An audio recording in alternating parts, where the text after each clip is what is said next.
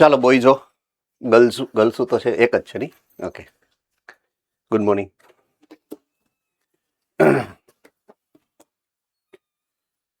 Fine. So human genome project, whatsoever till now you have studied, जितना भी पढ़ा है आप लोगों ने, राइट. उस हिसाब से 2003 तक वो प्रोजेक्ट चला. बाद में उसका एनोटेशन हुआ 2006 में. हर एक क्रोमोसोम अपने जो 24 क्रोमोसोम है, 22 autosomes, 2 sex chromosome X and Y, तो पूरा जीनोम का हमने डिटेल इंफॉर्मेशन जो है वो यहाँ पर निकाला है.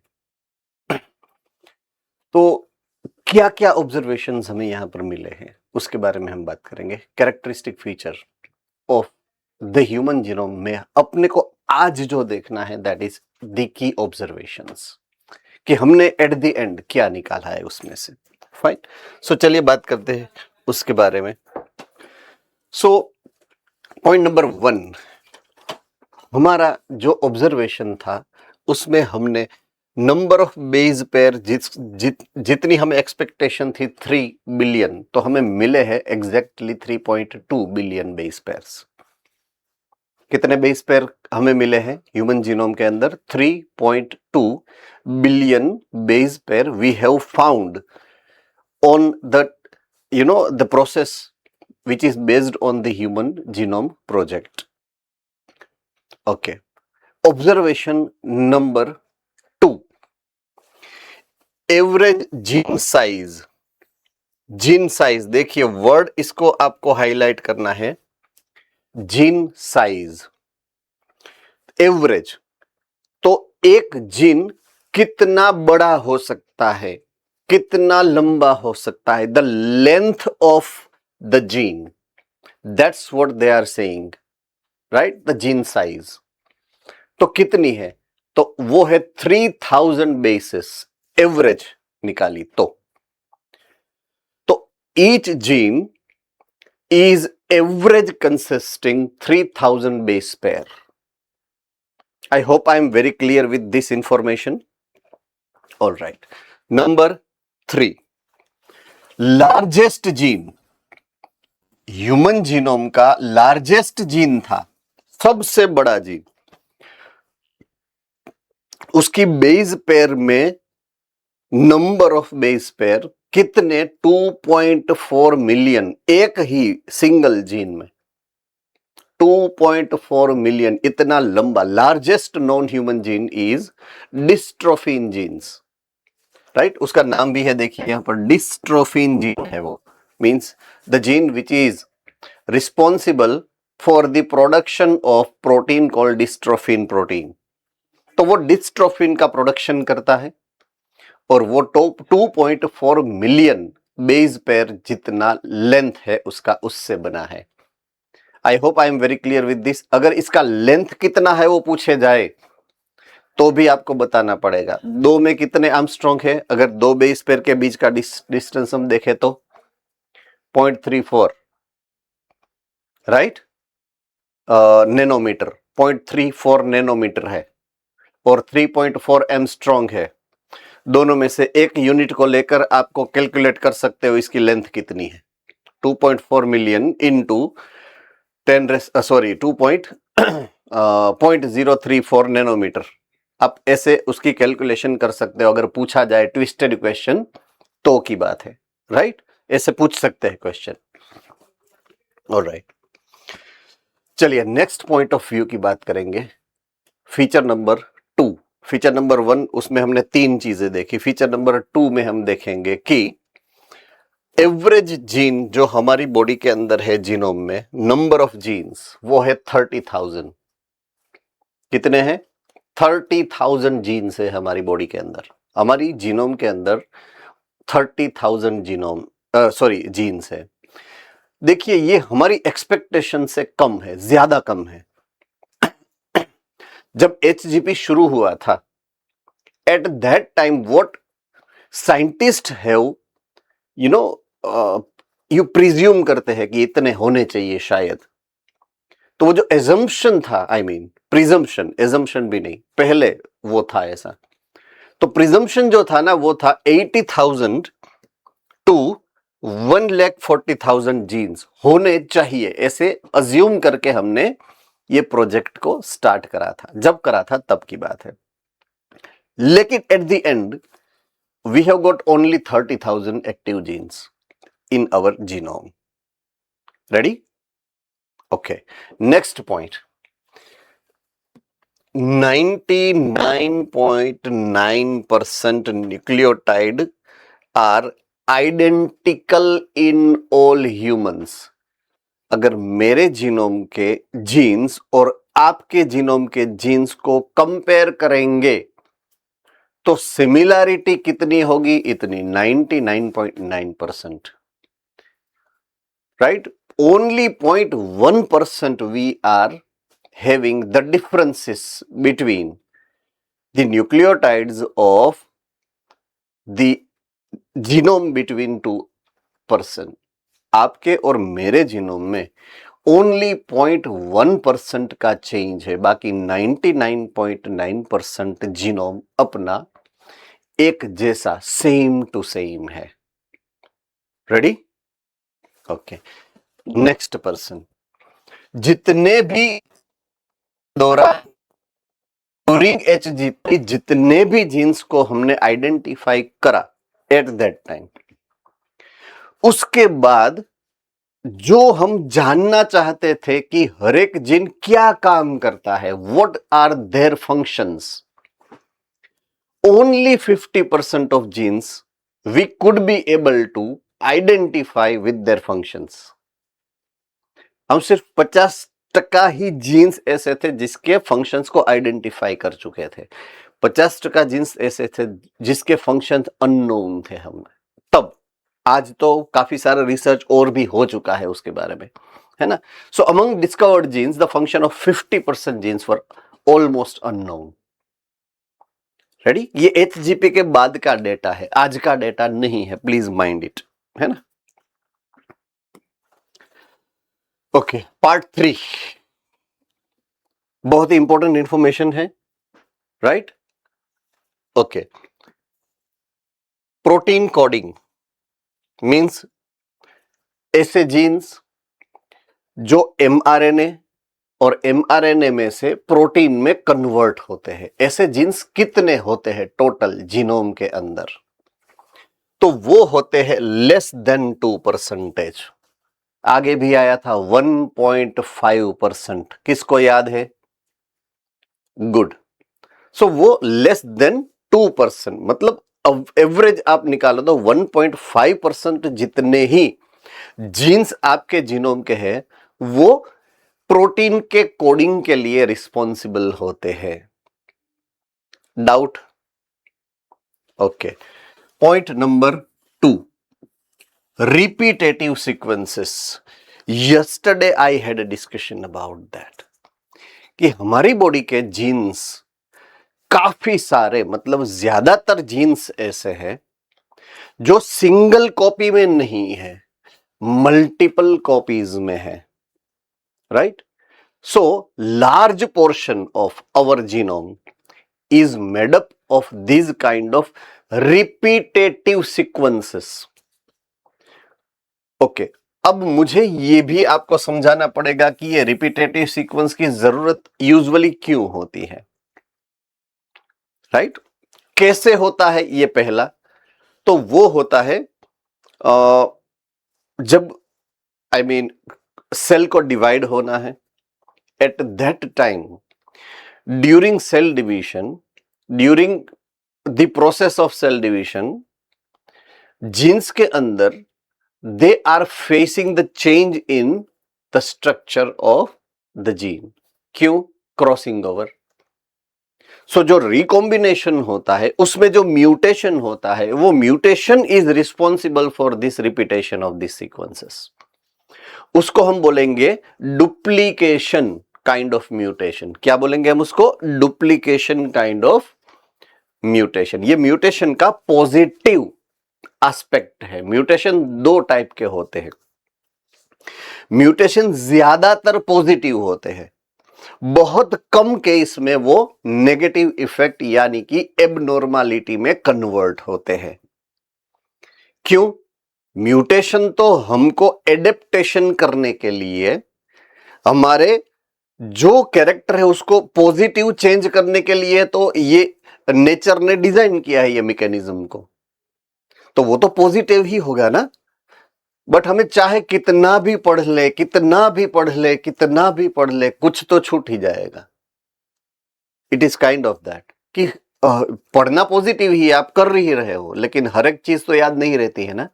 मुझे भी हर एक चीज पढ़ानी है जितनी मुझे आती है, लेकिन कुछ छूट जाता है, कभी कभी छूट भी जाता है। मैं बोलता भी हूं कभी कभी कि मुझे ये पढ़ाना था लेकिन मैं भूल गया उस टाइम पे, अभी मैं आपको याद करके समझा देता हूं, हो सकता है। तो सेम उसको जब म्यूटेशन को होना है, म्यूटेशन होता है, पॉजिटिव ही होता है, कभी कभी वो नेगेटिव हो जाता है, एरर रह जाती है। बाकी रिपीटेटिव सीक्वेंस क्यों होती है, अब कैसे होती है वो मैंने समझाया, क्यों होती है।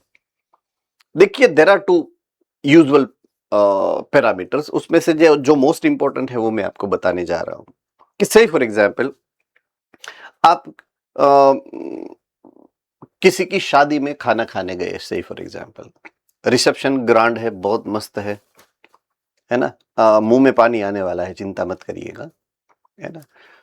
आपको जो भी आइटम अच्छी लगे वो सब वहां पर है। It may be rasmalai, it may be rasgulla, it may be gulab jamun, it may be shrikhand, it may be mango juice, जो भी आपको अच्छा सब है वहां पर, है ना। तो उस टाइम पे आपके अंदर का जो शैतान है ना वो जाग जाएगा, है ना। और वहां पर वो माप नहीं रहता है बाद में खाने का, और वैसे भी आपको अच्छा लगे वो है एक तो पॉइंट ऑफ व्यू चेंज हो गया ना, जो आपको अच्छा लगे वही खाना है।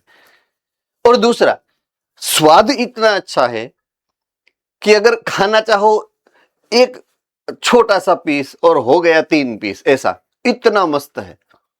तो उसके बाद माप नहीं रहता है, मींस आपने जो इनपुट दिया अंदर मिठाई का,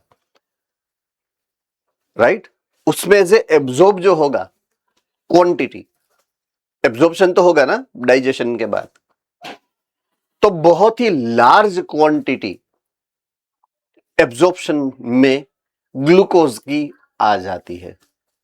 ग्लूकोज इतना सारा जो आपकी बॉडी के नॉर्मल रूटीन से बहुत ज्यादा होता है।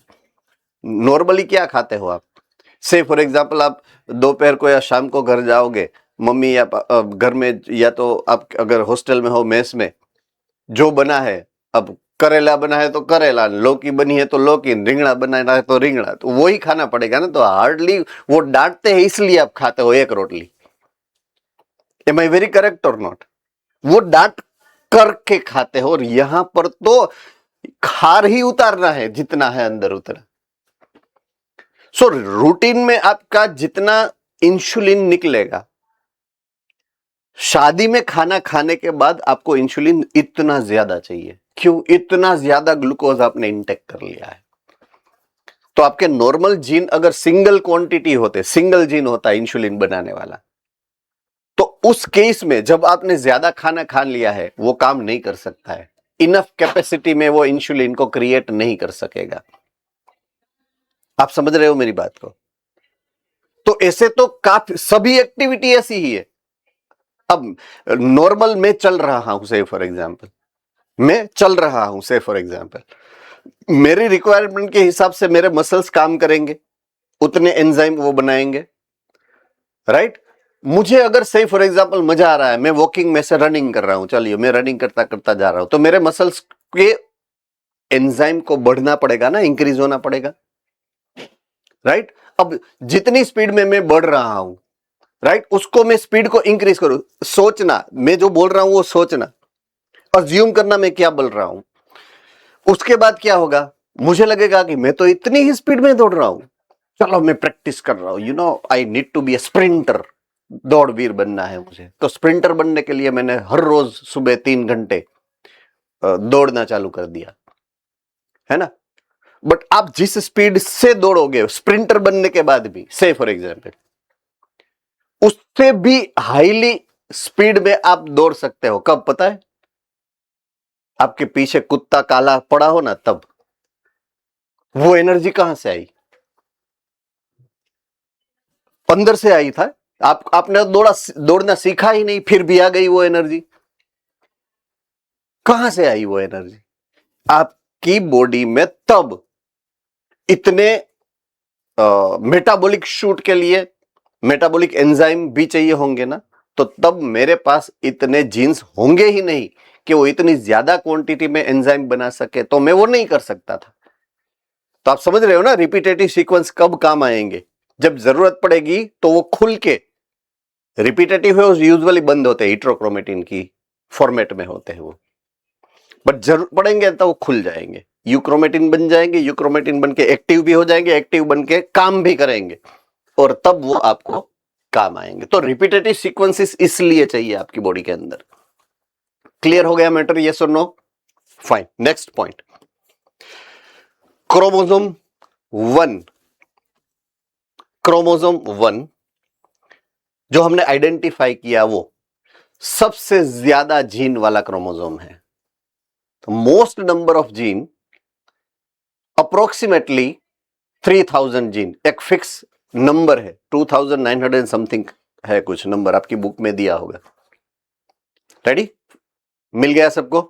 Okay. So approximately 3000 gene is present on chromosome number 1। ये फिगर आपको याद रखना है, right? And the smallest is chromosome Y। Chromosome Y has the fewest gene, सबसे कम जीन क्रोमोसोम नंबर Y पर है। तो largest chromosome is chromosome number 1 and smallest chromosome is chromosome number Y। सो सबसे ज्यादा जीन्स क्रोमोसोम 1 पर है, सबसे कम jeans chromosome Y पर सिचुएटेड है। चलिए, इसमें किसी को कोई डाउट?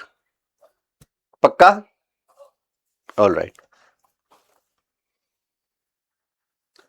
अब हमको जो इंपॉर्टेंट बात समझनी थी, जो मैंने अभी आपको डिटेल में समझाई, वो ये है, हमें क्या सिग्निफिकेंस मिलता है, क्या फायदा होता है अगर हम रिपीटेटिव सीक्वेंस हमारे पास है तो।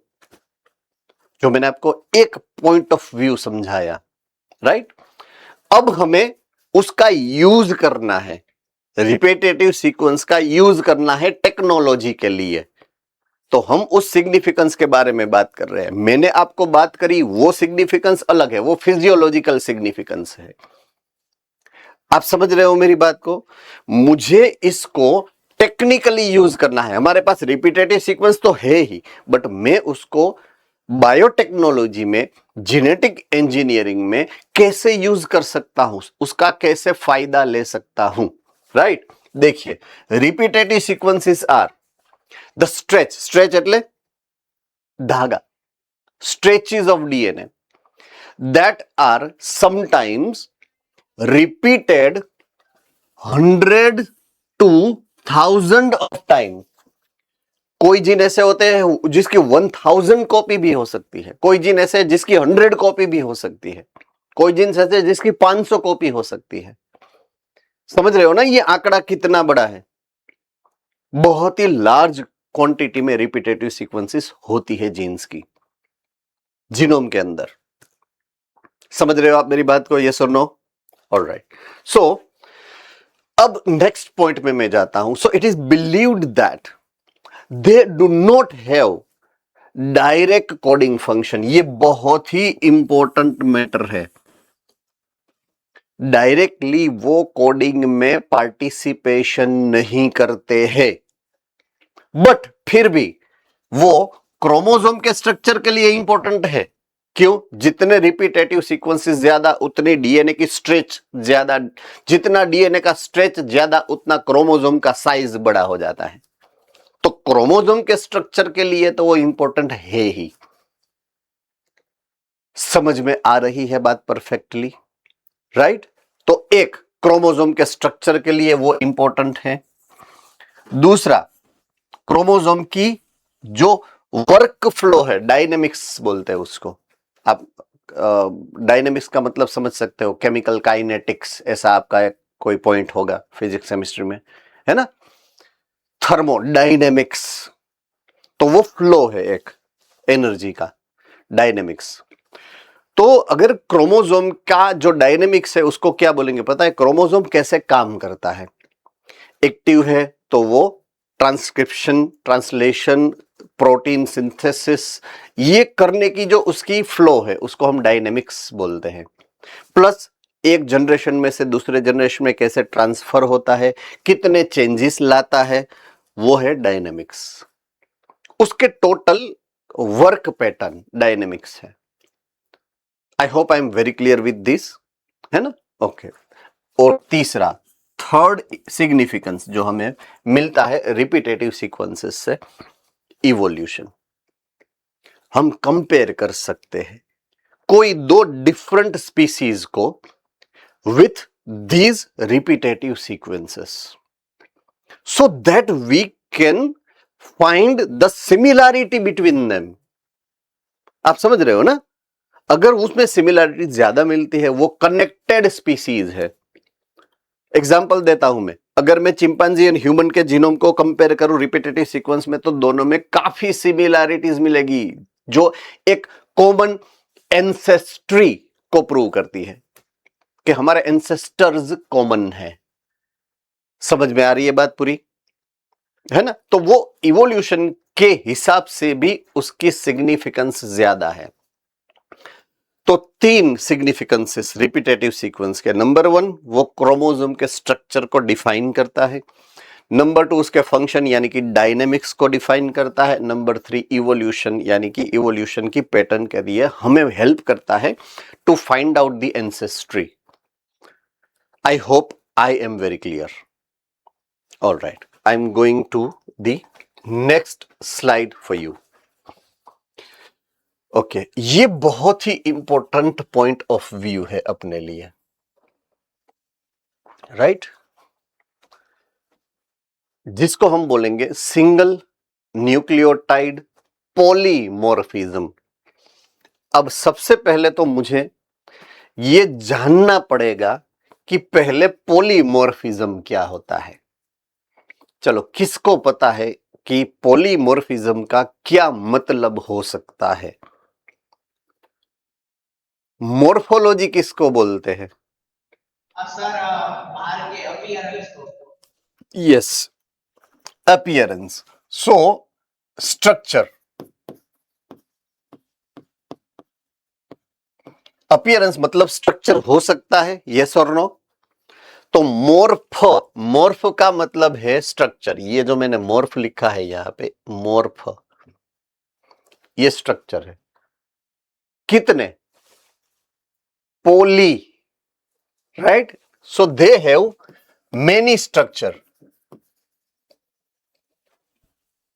many different type of structure of the same gene। point to be noted, gene एक ही है, लेकिन अगर पॉपुलेशन देखो, पॉपुलेशन 1000 लोग की, 1000 ह्यूमंस की, एक ही जीन का एग्जाम्पल ले लो। अभी हमने बात करी थी थोड़ी देर पहले इंसुलिन।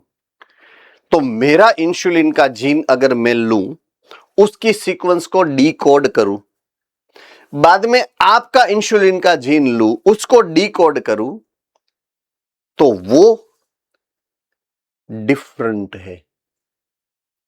थोड़ा सा तो डिफरेंट है ही। क्यों? मेरे पेरेंट्स और आपके पेरेंट्स दोनों में डिफरेंस है। दोनों ने जब सेल डिवीजन किया था, दोनों ने जब मियोसिस किया था, दोनों ने प्रोड्यूस किया था वेरिएशंस को। आप समझ रहे हो ना मेरी बात को? तो वेरिएशन तो आप में है जो अलग टाइप का है, मेरे में है वो अलग टाइप का है। तो दोनों के सेम जीन होने की पॉसिबिलिटी रेयरेस्ट रेयर है, हो ही नहीं सकता है, क्योंकि आपकी फैमिली कहां पर है, मेरी फैमिली कहां पर है, दोनों के बीच में कोई रिलेशन, नाता, रिश्ता नहीं है। अगर फैमिली क्लोजली रिलेटेड है तो similarity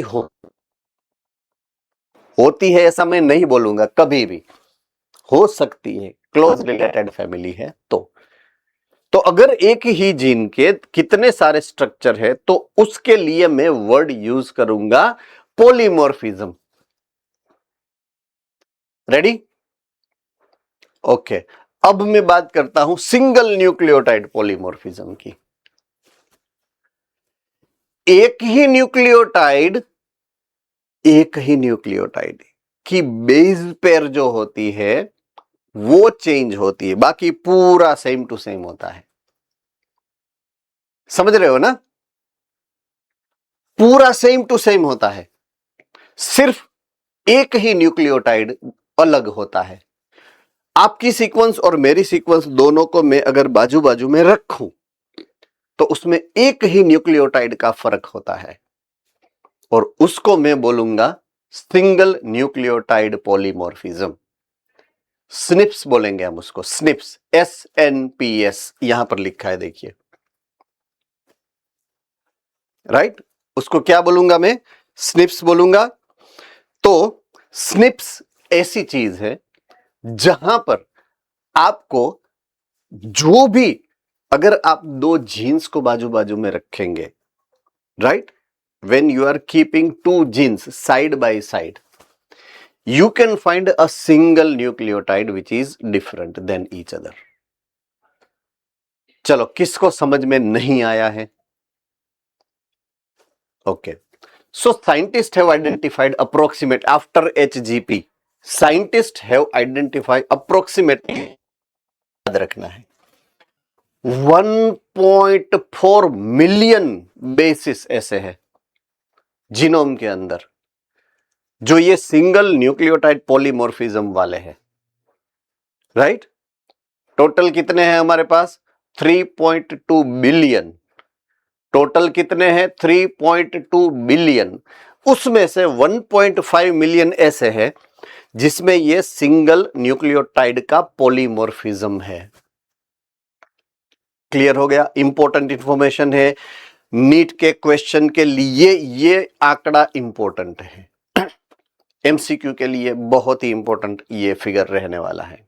all right, this information has greatly assisted in gathering knowledge about chromosomal location, right, which is associated with disease based sequences.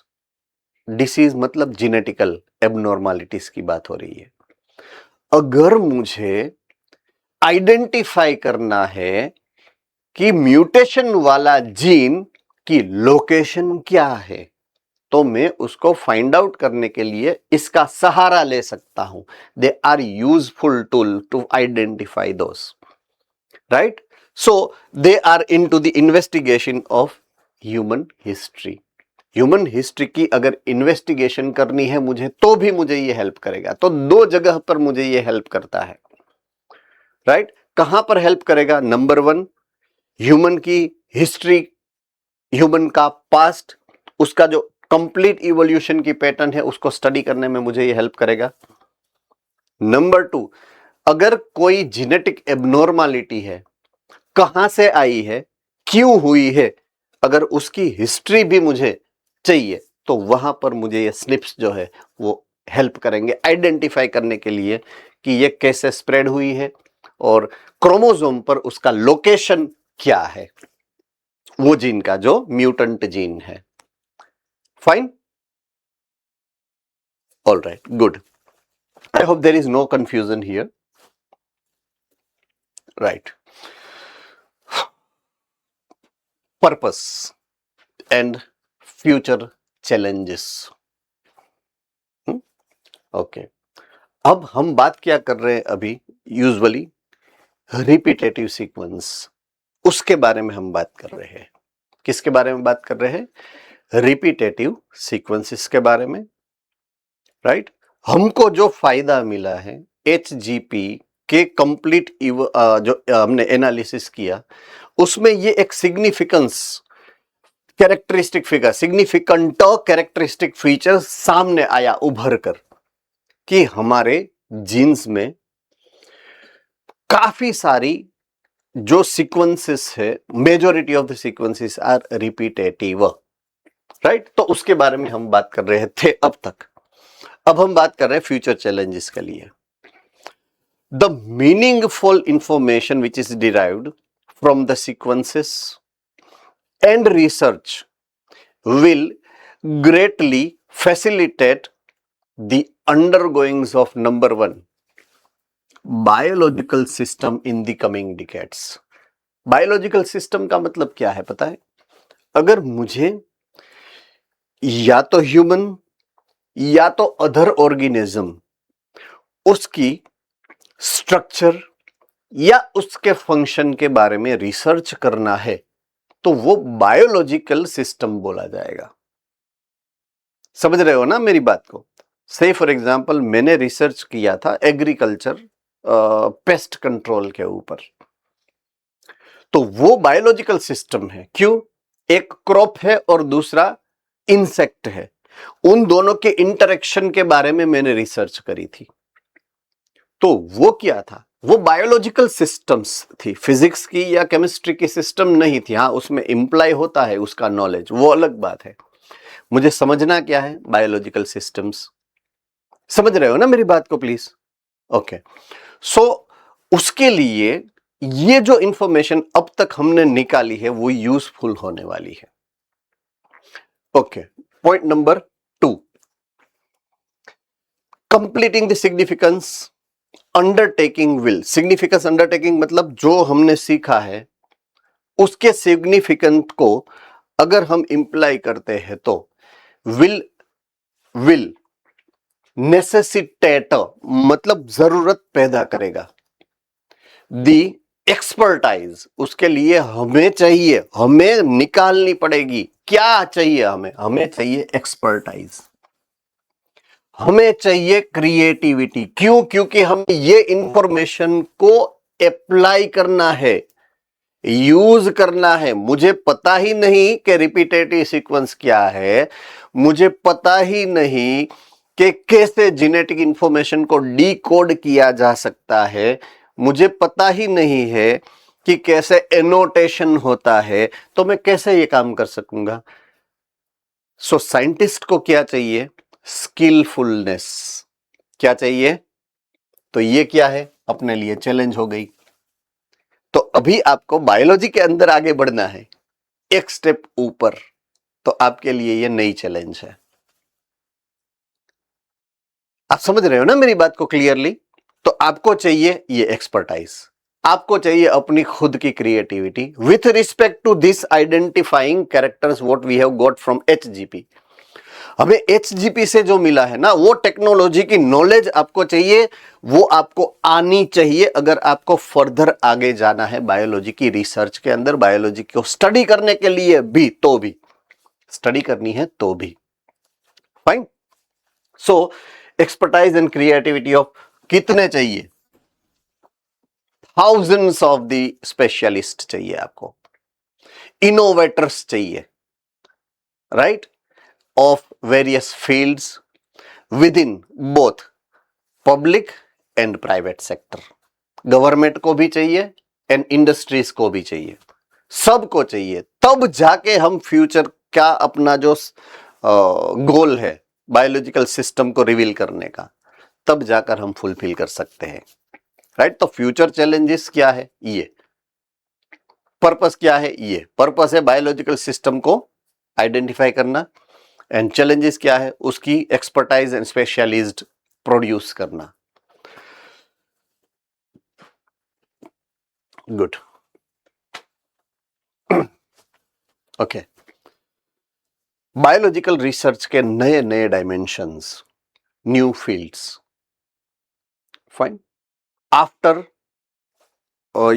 After verifying so many different types of technological advancement, HGP के बाद तो ये science बहुत ही increase हुआ। Fine. सो यहां पे अगर मैं फर्स्ट हाफ की बात करूं the most significant impact of sequencing जो हमने किया है HGP में, तो क्या मिला हमें? मोस्ट इंपॉर्टेंट सिग्निफिकेंस क्या मिला हमें? Right, it has been the ability to incorporate entirely new dimension to biological research, right? Ability to incorporate entirely new dimension. क्यों? क्योंकि हमने कैरेक्टर को नहीं, कैरेक्टर के जीन को भी नहीं, जीन की सीक्वेंसेस को डिकोड कर दिया है, जीन के स्ट्रक्चर को डिकोड किया, न्यूक्लियोटाइड वेरी माइक्रो लेवल पे काम किया है आपने। आप समझ रहे हो ना मेरी बात को इजीली? तो वो मिल गया तो mRNA मिल गया, mRNA मिल गया तो प्रोटीन मिल गया। देखिए आपने एक साथ 3 निशाने लगाए हैं with this kind of technology. तो पूरा ही अलग ही इजी हो गया काम आपका, right? Earlier researchers could only study one or few genes at a time. पहले क्या था, एकाध जीन को लेके, एकाध कैरेक्टर को लेके रिसर्च होते थे। अब जो होता है उसको हम ये बोलते हैं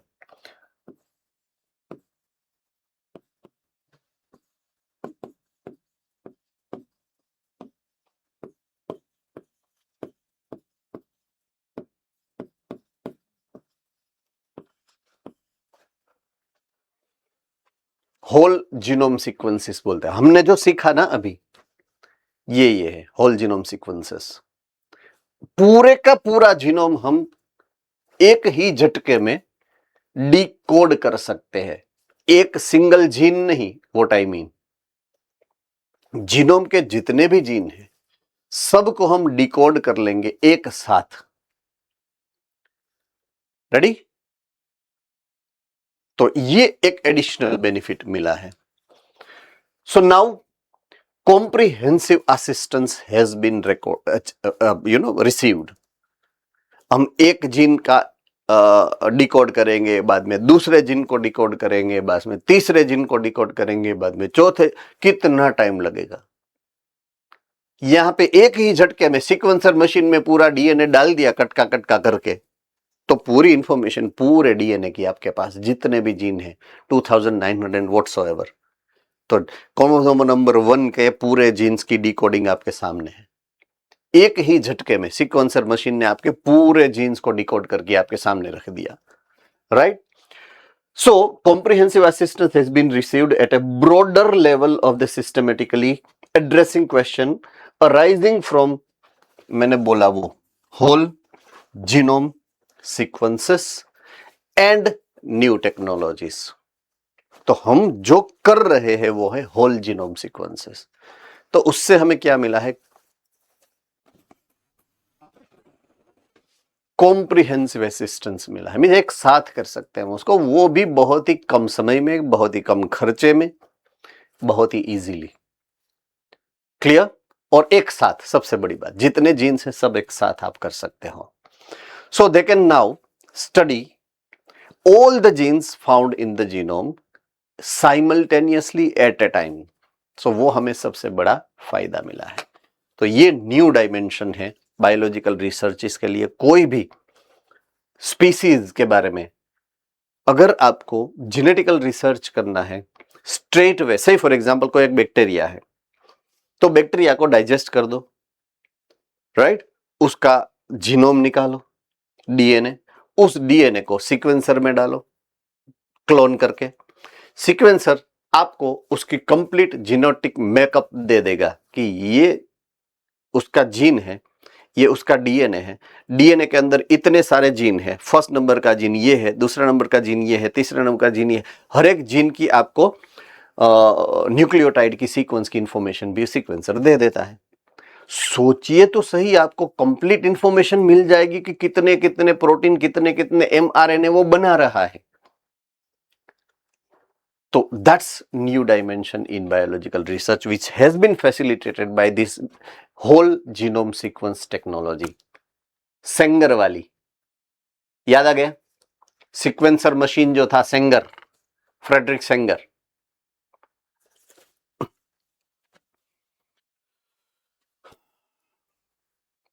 जीन एंड प्रोटीन इंटरेक्शन, यहां से एक्चुअल में मैंने स्टार्ट किया था। मैंने आपको यह समझाया था कि DNA a single gene copy होता है, एमआरएनए बनाता है, होता है एंड प्रोटीन बनाता है। तो ये प्रोटीन का स्ट्रक्चर कैसा होगा? आरएनए के जैसा होगा। आरएनए कैसा होगा? डीएनए जैसा होगा। तो प्रोटीन कैसा होगा? डीएनए के डिपेंडेंट होगा। अगर डीएनए में फर्क पड़ा, प्रोटीन में फर्क पड़ेगा। प्रोटीन में फर्क करना है तो डीएनए में फर्क करना पड़ेगा। आई hope I am very clear. That's called gene and protein interaction. ये दोनों के बीच का ये रिलेशनशिप है। तो इवोल्यूशन अगर मुझे चाहिए, एक्सप्रेशन में अगर मुझे चेंज लाना है, तो मेरे सेल्स को यहां पर चेंज करना पड़ता है। यहां पर चेंज कैसे होता है? क्रॉसिंग ओवर से। तो क्रॉसिंग ओवर तो एक टूल है जिसको हम यूज कर रहे हैं टू प्रोड्यूस द वेरिएशन। आप समझ रहे हो मेरी बात को? अभी उसका इंटेंशन है मियोसिस में जो हो रहा है क्रॉसिंग ओवर, वो मुझे वेरिएशन प्रोड्यूस करने के टूल की तरह यूज करना है। वो एक टूल है, पॉजिटिव है पैरामीटर, नेगेटिव नहीं है वो। क्लियर हो गया? All right. So gene and protein interaction, it was discovered how thousands of genes and protein functions like interconnected wires. ये रहा, ये और ये interconnected है, right? To orchestrate all the proteomes and biomolecules found in a specific tissues. बराबर से। प्रोटियोम्स का मतलब different types of varieties of the protein, उसका जो स्ट्रक्चर होता है, उसका जो स्टडी होता है, उसको प्रोटियोम्स बोलते हैं हम, राइट? जीनोम, प्रोटियोम, समझ रहे हो ना? जैसे वर्ड जीनोम है वैसे प्रोटियोम है। तो जीनोम मतलब collectively the structure of all nucleotide present in the single set. तो वैसे अगर सिंगल सेट में मैंने प्रोटीन को इवेल्युएट किया, उसका सेट बनाया, जितना सेल के अंदर होता है वन सिंगल सेट, तो उसको प्रोटियोम बोलूंगा मैं। क्लियर हो गई मैटर? यस और नो? तो जीन एंड प्रोटीन का फंक्शन क्या होता है? इनकॉर्पोरेटेड वायर की तरह होता है, जो बनाते हैं different different proteins and other biomolecules which are found in a specific tissues, organs और इवन ट्यूमर्स, राइट? तो जीन एंड प्रोटीन के इंटरेक्शन से ये बनता है।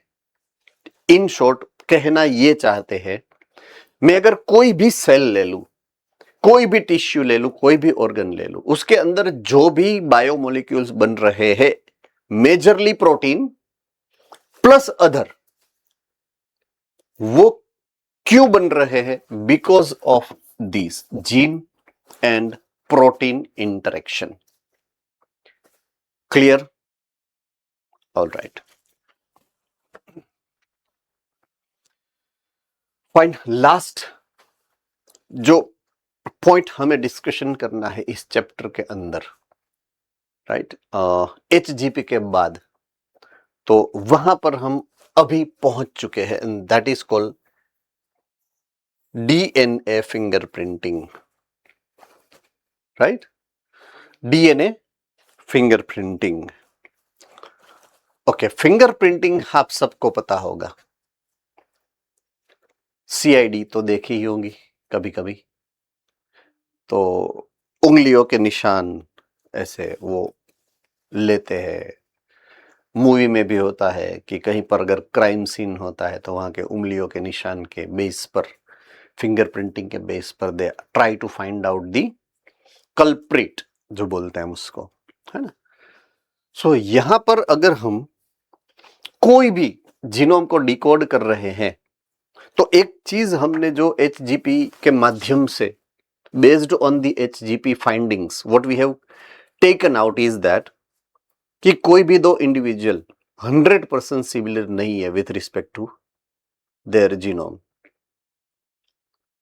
मेरे और आपके जीनोम को कंपेयर करूं ना मैं, 0.1% वी आर डिफरेंट, 99.9% ही सिमिलैरिटी है ब्रो।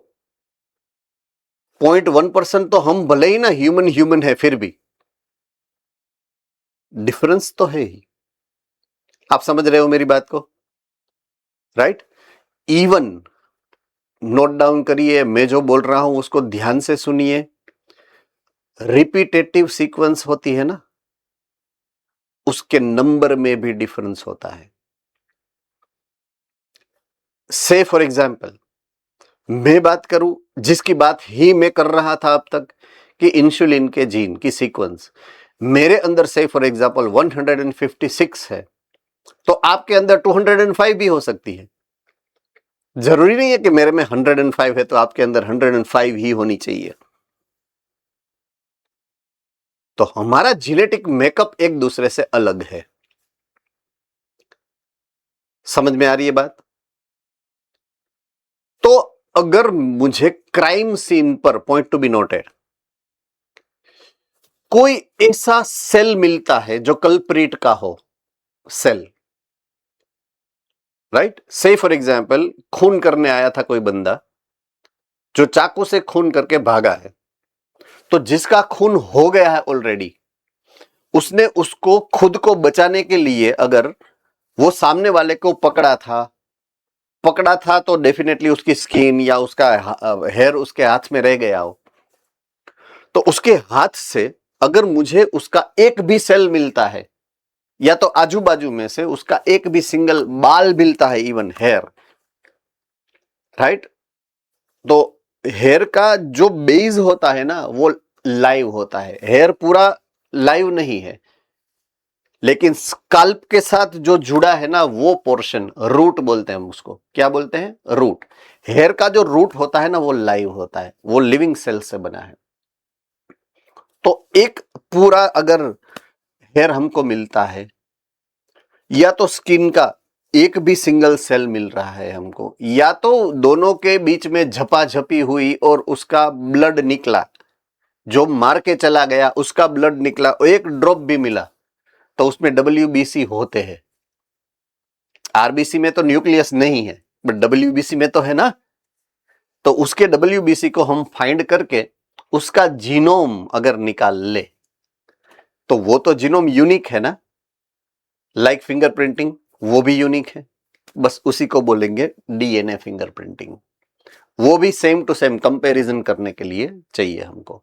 तो क्या करेंगे हम, जितने भी कल्प्रिट जिसके ऊपर हमें शंका है, तो क्राइम सीन के ऊपर से हमें जो सैंपल मिला है वो, एंड कल्प्रिट 2 3 4 है, उसके ब्लड में से हम जीनोम करके दोनों को कंपेयर करो तो मिल जाएगा। सिंपल सी लॉजिक है। आप समझ रहे हो ना मेरी बात को? So that's called DNA fingerprinting, है ना। चलिए बात करते हैं कि कौन सी टेक्नोलॉजी बेसिकली हम यूज करते हैं वहां पर। अगर मुझे फिंगरप्रिंटिंग करनी है तो बेसिकली हम किस प्रिंसिपल को लेकर आगे बढ़ते हैं? हम जिसका सहारा लेते हैं वो ये पार्ट है, variations in DNA sequence. DNA sequences की वेरिएशन को हम कंसीडर करेंगे, राइट? क्या वेरिएशन है? मैंने अब भी बोला आपको जब ये पॉइंट शुरू किया तब, कि वैसे तो हमारी अंदर सिमिलरिटी है, बट सिमिलरिटी का एक एक्सटेंट है, वो है 99.9%, राइट? बट 0.1% जो डिफरेंसेस है उसको टारगेट करना है हमें। टारगेट किसको करना है? 0.1% के डिफरेंस को। Considering the human genome project which has revealed that we have 3.2 billion base pairs. हमारे अंदर कितनी होती है? 3.2 बिलियन बेस पेयर। अब हमें जानना क्या है? How much variations in this base sequences, हमें आइडेंटिफाई इसको करना है। वेरिएशन कहां पर है, ये रहा ऊपर देखिए, variation in DNA sequence. This variation which are observed into the DNA sequences individually confirms uniqueness to DNA profile। मेरी सीक्वेंस को मेरी डीएनए प्रोफाइल बोलूंगा, आपकी सीक्वेंस को आपकी डीएनए प्रोफाइल बोलूंगा। दोनों की डीएनए प्रोफाइल यूनिक है, सेम टू सेम नहीं है। मेरे जैसी डीएनए प्रोफाइल वर्ल्ड में किसी की हो ही नहीं सकती है, नॉट पॉसिबल। समझ रहे हो ना? नहीं हो सकती है, इट इज नॉट पॉसिबल। मेरे सन की भी नहीं हो सकती है, मेरे फादर की भी नहीं हो सकती, it is not at all possible. Even twins की भी नहीं हो सकती है। बाकी तो सब छोड़ो, ट्विंस एक साथ, एक ही मां बाप के ऐसे बच्चे जो एक साथ जन्म लेते हैं, एक ही सेल्स में बने होते हैं, से फॉर आइडेंटिकल ट्विंस, उसमें भी थोड़ा तो वेरिएशन होगा ही। समझ रहे हो? तो वो वेरिएशन को हमें आइडेंटिफाई करना है, राइट? चलिए, तो अब हमारी नेसेसिटी क्या है? वेरिएशन को हम अगर सेंटर में रख के आगे बढ़ना है हमें, तो वहां पे हमारी जरूरियात क्या है? what are the necessities? Ready? So if somebody's objective is to ascertain genetic differences between two individuals or amongst the people of the population, पूरे पॉपुलेशन में अगर रिसर्च कर रहे हो तो, राइट? रिसर्चर होते हैं वो पॉपुलेशन के बारे में सोचते हैं, एंड वो इंस्पेक्टर प्रद्युम्न होते हैं सीआईडी में, दया होता है सीआईडी में, वो किसके बारे में? बिटवीन टू इंडिविजुअल्स के बारे में कंपेयर करना है। तो आइदर यू आर रिसर्चर और you are investigator, crime investigator, तो वहां पे आपको जेनेटिक डिफरेंसेस को कंपेयर करना है, right? Then the DNA sequences which always have to be determined, तो आपको डिटरमाइन किसको करना है? सीक्वेंसेस को, डीएनए सीक्वेंसेस को आपको डिटरमाइन करना है, निकालना है उसकी इंफॉर्मेशंस को। Now this is different and expensive task, sorry difference नहीं, difficult. It is difficult and expensive task, but हमारे पास मशीन्स है, चिंता मत करो। हाँ, एक्सपेंसिव है, उसमें कोई दो राय नहीं है, बट अभी डिफिकल्टी का लेवल हमने पार कर लिया है ना? Imagine comparing two sets of 3 billion base pairs. हम किसको कंपेयर कर रहे हैं? 3.2 बिलियन बेस पेयर के सेट्स को कंपेयर कर रहे हैं। Fingerprinting is rapid. क्या बोला? रैपिड। मैंने क्या बोला था अभी? हमारे पास टेक्निक्स है, चिंता मत करो। We have found out the solution of this, इसका सॉल्यूशन है हमारे पास। डिफिकल्ट है तो है, हमारे पास टेक्नोलॉजी है भैया, है ना? So it is very rapid और क्विक मेथड है for comparing the DNA sequences between any two individual, right? तो आपकी नेसेसिटी क्या है? नेसेसिटी ऑफ फिंगरप्रिंटिंग क्या है? जब आपको आइदर टू इंडिविजुअल और पॉपुलेशन को, दोनों के जीनेटिक मेकअप को कंपेयर करना है, तो आपको चाहिए डीएनए फिंगरप्रिंटिंग। ये आपको हेल्प करेगी। समझ रहे हो ना मेरी बात को? फिंगरप्रिंटिंग क्यों जरूरी है? What is necessity of fingerprinting? To individuals या तो पॉपुलेशन, उसके जीनेटिक मेकअप को आपको अगर कंपेयर करके रिलेशन अगर एस्टैब्लिश करना हो, तब आपको फिंगरप्रिंटिंग की जरूरत होती है। रेडी? ओके, अब हम बात करते हैं रिपीटेटिव सीक्वेंसेस की। Fine, but I think yes, time is over. अभी आपकी एलटी भी बाकी है, सो रिपीटेटिव सीक्वेंस से हम आगे बात कल पर रखता हूं मैं, है ना।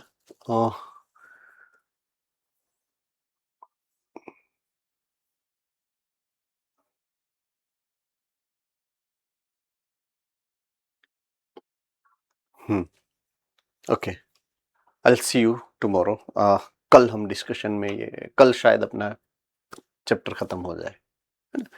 सो I will see you tomorrow with the method which is to be apply to find out or to take out the DNA fingerprinting. अगर हमें डीएनए फिंगरप्रिंटिंग करनी है तो हम कैसे करेंगे, राइट, वो हम कल बात करने वाले हैं। अभी तक हमने जो सीखा है वो व्हाट इज डीएनए फिंगरप्रिंटिंग और उसकी सिग्निफिकेंस क्या है। डन है? Fine, I will see you tomorrow. Yes बेटा।